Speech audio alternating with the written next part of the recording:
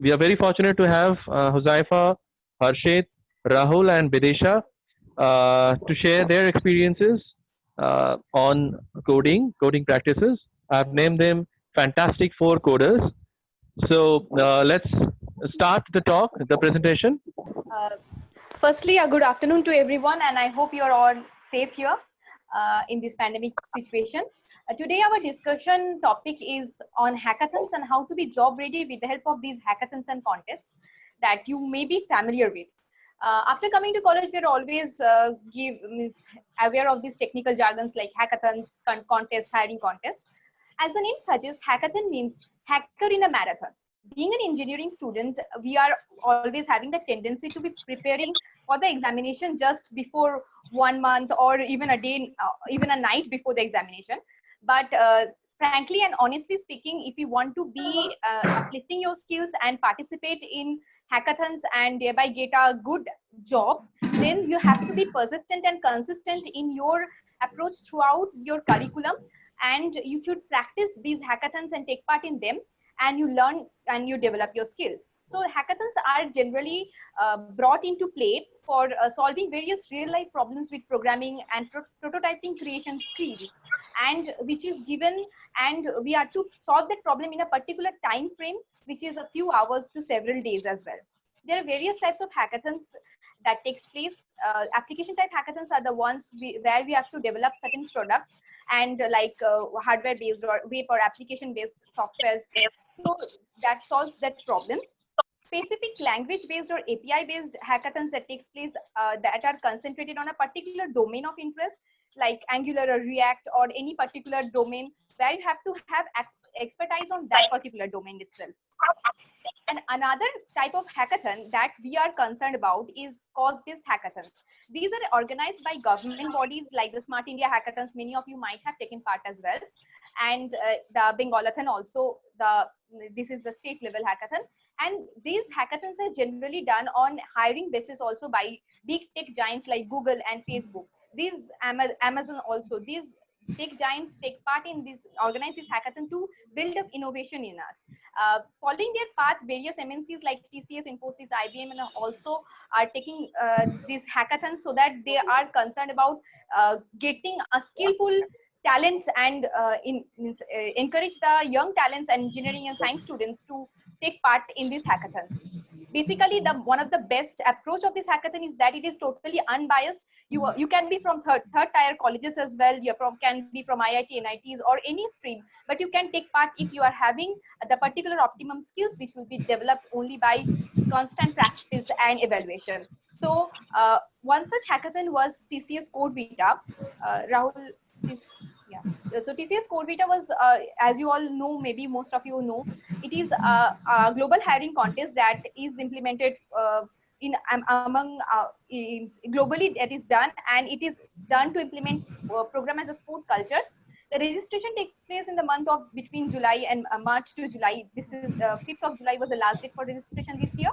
There are three rounds, pre-qualifier, zonal round, qualifier round, and grand finale. The first two rounds are online round where you can take the exam sitting back at your convenient locations, and the grand finale round are in the venue that you have to give. There are 6 questions in every round in increasing order of difficulty, and these questions, once you log in, you get 6 hours time to solve these questions, and you are judged on your programming structure and structural skills, and also judged on plagiarism if you are doing at all. Then you are, after the pre-qualified zonal round, you also get an opportunity to get hired with them. You are interviewed, judging on their criteria, and you are placed as in ninja or digital niche. So you can also further refer to other companies like Hackfit of Infosys, and also various hackathons that takes place and coding contests, and you have to practice it in a regular basis. And the other details and statistical records will be carried forward by Rahul. I will request him to carry forward the sessions. Thank you. Thank you, Videsha. Good afternoon, everyone. So, being a student of Tier 3 college, the maximum students focus on the mass recruiters. Looking after these mass recruiters, one need to realize the drastic changes in the trend. Going to campuses, conducting the placement drives, and recruiting the students is now non-existential almost. The new trend is organizing the hackathons and coding contests, irrespective of tags of colleges and universities, as mentioned by Vinisha. So talking about these mass recruiters in RCC, I would like to convey these stats to you. Starting from the maximum number of recruitments in TCS, the total number of students placed in TCS from RCC is 93, in which 28 are from our Department of Information Technology. Out of these 28 students, 12 are recruited through CodeVita. So almost it's a 43%. So you can guess the percentage and you can understand the importance of it out from here. You can see the total number of the graph plotted here, the total number of students placed in TCS and respective to those who go to the CodeVita. The next is Hack with Infy, mass recruiter with various labs. The similar kind of scenario is seen when it comes to another one, which is Infosys. Infosys recruits you for various posts through their coding contests, offering different salary slabs, including all the different slabs altogether. 27 students are selected from RCC, in which 10 are from our Department of IT. Out of these 27, 21 are placed through Head with Infy and the rest 6 through InfyTP.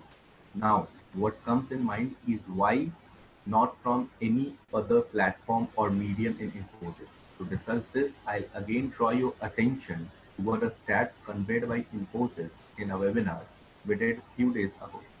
The total number of Power programmers they recruited in 2019 is 235. 201 are selected through Hack with Infy, 19 through InfyTQ, and the rest 15. I again repeat the number, 15 are from the other sources, maybe referral or kind of campus drive. So only 15 students are there who are recruited through any other form. The rest are recruited via this coding contest as well as those hackathons. Now to crack such contest is not like semester exams.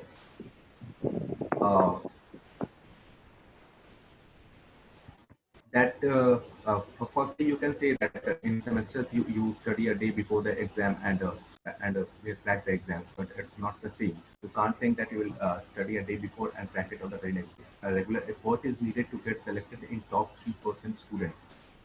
Again, emphasizing on it, as per the records of 2019, 3,000 out of 1 lakh plus students in CodeVita and out of 1,18,000 in Hack with Infy or InfyTQ.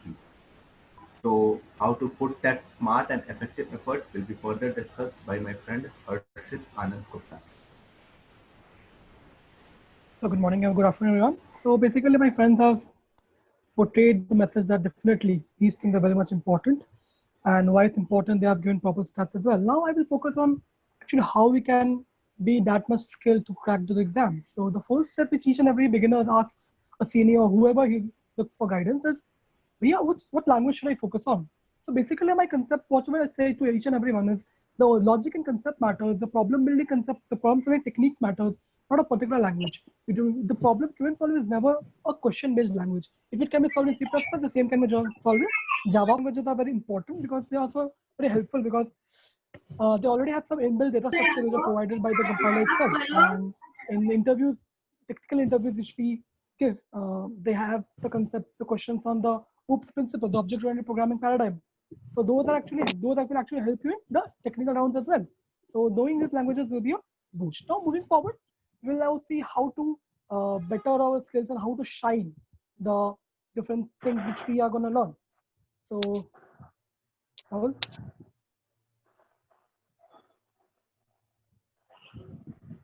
So what are the different things we have to learn? Is first of all, we have to focus on data structures.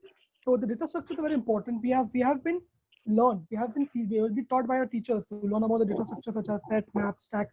These are very much important. We have the theoretical knowledge, but we don't have the practical knowledge. We don't practice a lot of problems, real life problems. Same goes for algorithms, the dynamic programming thing, the backtracking concept, the greedy algorithms, the graph problems, the tree algorithms. We have been taught, but we have never practiced these. So we must have enough practice on these concepts.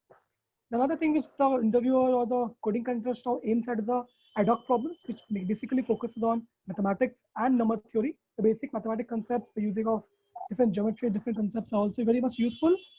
The most untalked skill which we have recently known is the debugging skills. We must know what program we are writing. If we write a program, we must know exactly how it works. This is how we must skill ourselves so that we can understand how our code works and later on debug if there is some problem in that.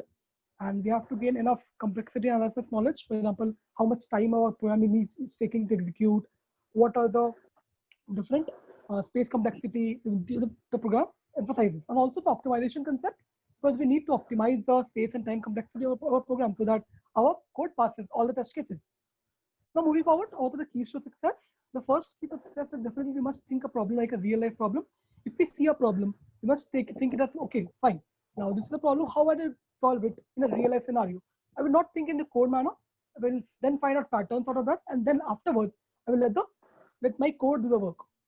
Now with practice only, we will develop speed. So speed is the most important thing. For example, if someone solves the progression in 5 minutes and you solve it in 10 minutes, the 5 minutes will be preferred for interview or whatever next round it will be. So speed comes only with practice. So we have to solve as much problem as possible. And above that, we must take part in live contest, because it will demonstrate now what are the current exact environment which you are going to face when we are given an exam. So practicing live contest will help you giving better results. Now, if we get stuck at some point, at any point in our preparation, then we must learn topic wise. If I'm not able to solve a dynamic problem question, then we must go and search topic wise from any platform like GFG or anything.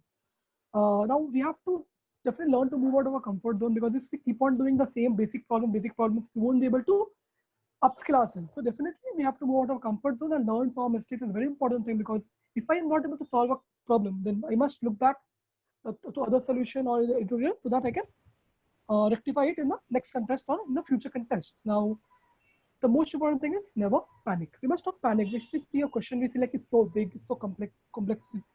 So we must not do that, because if we have enough knowledge, we are going to anyhow solve that. Now, my friend Huzaifa will demonstrate what are the different resources that we have to upskill ourselves. Thank you, everyone. Hi everyone. Okay, Rahul Thakur, can you please give me the screen share option? You all are in third year, right? So basically, you all will have less than 1 year to participate in hiring challenges. And as you all, most of you know, like in this pandemic situation, most of the company will be hiring off campus. They will not visit your campus, right? So you will have to apply off campus. So 2-3 things you have to keep in mind. Like suppose you are applying off campus, then you must have a good CV. So how to make a good CV? First of all, in your third year, you have to do a good project. Project is very much important. So choose any one good topic like web development, machine learning, or any of your interests, and do a project. Because other than final year project, you must have a project which you have done by your own, and and you must have all the knowledge on the topic which you have done the project, right? Other than that, you must have great knowledge about the three or four more important subjects like operating system, DBMS, computer networks, and little of software engineering.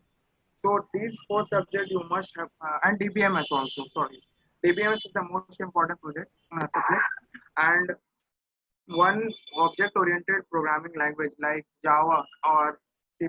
You must have knowledge of this. In your third year, I will recommend you in your next semester, not this one, you must uh, go for an internship. So for internship, you must have be checking one website. I will recommend you to be on LinkedIn, and there in their job section, go to the job section and go to the intern. Here you will get all the internship offers which are currently going on. So you can choose any of the company, match your skills and which batch they are hiring, and apply for the internship. So one internship is most important, and you can easily get internship from here. Other than that, you can go for a referral. So for referral purpose, you have to go to the message. Like suppose you want to uh, get and I like recently I found that Salesforce is hiring for internship. So I contacted one person of Salesforce, and I approached him like this. I know this. This is my domain, and you can, if you want to refer me, you can refer me. So you will easily get referral in the company, and what referrals will do. Suppose you apply for a company in their website, you submit the CV. So lakhs of people are submitting their CV. So you have to be something different, right? So you have, if you get a referral, what happens in referral, the employee will have a direct contact with HR, and he will tell the HR that I know this person is good, he can he can crack this opportunity, so please look onto him. So what will happen, some HR will know you personally, and he will see, okay, these are the details. So you will get more priority than the others. So it is very much recommended that you have to be active on LinkedIn. There are many hiring contests and stuffs going on there. Other than that, you have 7 months left. So apart from project and subject knowledge, you start practicing competitive coding a lot. I mean a lot. You have to participate in every contest. So I will recommend you to participate in Ad Coder contest, because I have personally seen the questions of Ad Coder are similar to the questions that are asked in the interview. Apart from this, you have to go to HackerEarth and do their challenges problem, like company hiring problem. Like suppose you go, so you must have the knowledge, like in HackerEarth many company hires. So you go to the challenges and see that if any of the company is hiring, you don't have to see what experience they want, what it is for whom, or you uh,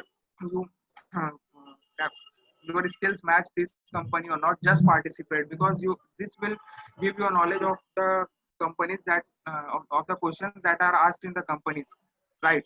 So whether it is for you or not, you must participate. Like suppose this company is hiring, and this company requires 4 plus year experiences. Don't care about that, just participate to get the knowledge of the questions asked in that company, right? Because in future this company can hire for freshers also, right? So you must have the knowledge about the questions and the pattern of the question. So participate in these challenges. Other than that, I will recommend you to one website, that is off campus jobsforyou.com. This website is also, and if you want to practice only the company's questions, like the questions asked in a particular company, then you can practice LeetCode. LeetCode is very good website, because most of the questions in many companies are asked from this website. Like same questions they copy paste. So you go to LeetCode, and here you can see many companies are there, right? Goldman Sachs, LinkedIn, Uber, SAP, Pinterest. So suppose you want to apply to Quora, right? So then go to LinkedIn, practice Quora questions. So there is a 80 to 90% chance same question will be asked, and this happens because they don't have new questions set every time. They only shuffle the questions which were previously asked. So you can practice from here. Other than that, you can practice from gigs for gigs. So what are the 2-3 things important if you want to get a job? First, you must have a good CV. In your CV, you should it should be one page CV, not 2 or 3 pages. Like it will be a compact CV. It must contain your skill, 1 or 2 good projects, and your CGP and all.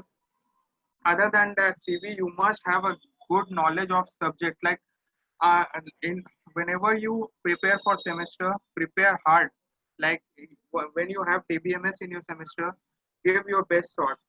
Try to have the DBMS full depth knowledge of DBMS, so that you can crack it in interview also. So subject knowledge is very much important. Like they judge you on subject knowledge also, like operating system, DBMS, and computer network is very much important, and it is asked everywhere in every interview. So these three subjects and data structure and algorithms also. These 3-4 subjects, whichever subject you will be getting now is very much important, and you must have all the knowledge about that. So first is CV, second is in-depth knowledge of your subject, third is competitive programming. Like competitive programming is the first gate which you have to crack to enter into your interview scenario, right? So if you will not crack the first round of competitive programming, your CV will not be considered. So do competitive programming a lot. So these are the three things you must have practiced a lot, and this much only. Huzaifa, that was a detailed discussion on how to prepare. What I feel is that if, for many of us, that the competitive coding does not come very organically. For me, as personally speaking, I will wind up by saying my experience is that I love development more than competitive coding, but eventually you will understand that it is the competitive coding which will make you open the door for the interview, and when you're inside the door you can play around with your comfort zone like data structure, be it development or anything. But for understanding the basics, you should clear your basics very nicely. And one of the most important things is that you should be finding your friends and your associates who will motivate you constantly. For I was fortunate to have friends who have motivated me for development as well as for this competitive coding also. Harshit Hosappa has constantly motivated me for taking part in the contest. And after coming to the later part of the curriculum, you will be understanding that this is the more you practice, the more organically it will come. For everyone, it is not very smooth, but I know, don't get bogged down. I used to feel that I was not from coding background in 11, 12, so it will be a very big thing for me. But later I found out that the human minds are already programmed to think logically and take decisions. So it's not a very humongous amount of effort that is needed, but yes, consistency is one of the best thing that you can do. And when you will get into the 4th year, once you get the job, you will feel confident that yes, I can do it. Even after getting the job, if you want to switch your company, competitive coding is the only thing that will help you. And you have to understand the basics. You should practice it very nicely, because what I felt is that in a contest while I was doing, I used to feel very much distracted when I see the timer, the reverse ticking timer. So it happened that I can think the concept but I cannot implement it. Once it happened that Harshit called me and said that, can you do it? Then I said that I know the entire process, but I'm not able to concentrate it, or I'm not able to implement it nicely. He gave me the code and I could understand then. I found what is that when I'm helping some others, it is very smooth. But when I am logging as myself and I'm doing very nicely, then it is coming up. I'm becoming panic stricken. So this is the thing, when you have a little less practice, the more you practice, the sooner you start. It's a high time that you take it very seriously and just do it, and it will come organically one day, and it is not a very big task to do. Don't get demotivated by it. If everyone at the coding community is very, very helpful and kind, and just reach out for help when you're stuck. Don't sit back with anything that if you can't do, you will not share. Don't hide away, don't shy away. Reach to your seniors, your juniors, even in your classmates also. Reach to your teachers and they will help you.